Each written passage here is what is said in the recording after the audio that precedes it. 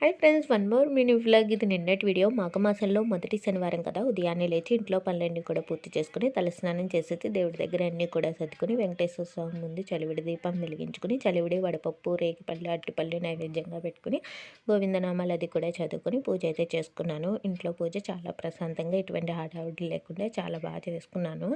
ఇంకా తర్వాత టిఫిన్ కింద గోధుమ పిండి దోశలు అయితే వేశాను. ఈ దోశలు చట్నీతో కంటే కూడా పంచదారతో తింటే టేస్ట్ చాలా బాగుంటాయి. ఒక్కొక్కరు పిండి కలిపేటప్పుడే పంచదార కానీ బెల్లం కానీ కలిపేసి అట్లు వేస్తారు.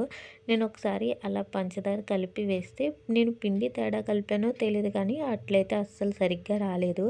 అందుకని అప్పటి నుంచి కూడా పిండి నార్మల్గా కలిపేసి అట్లు వేసేసి తినేటప్పుడు పంచదార వేసుకొని తింటాము. టిఫిన్ చేసేసిన తర్వాత మా వారికి టీ పెట్టేసి ఇచ్చేసి బట్టలు ముందుగానే నానబెట్టుకున్నాను. ఉతికేసుకుని ఆరబెట్టేసుకుని వంట అయితే స్టార్ట్ చేశాను. వంకాయ ఫ్రై చేసి బీరకాయ పప్పు అయితే వండాను. ప్లీజ్ వీడియో నచ్చినట్లయితే లైక్ చేయండి. నా ఛానల్ని సబ్స్క్రైబ్ చేసుకోండి. Thanks for watching friends.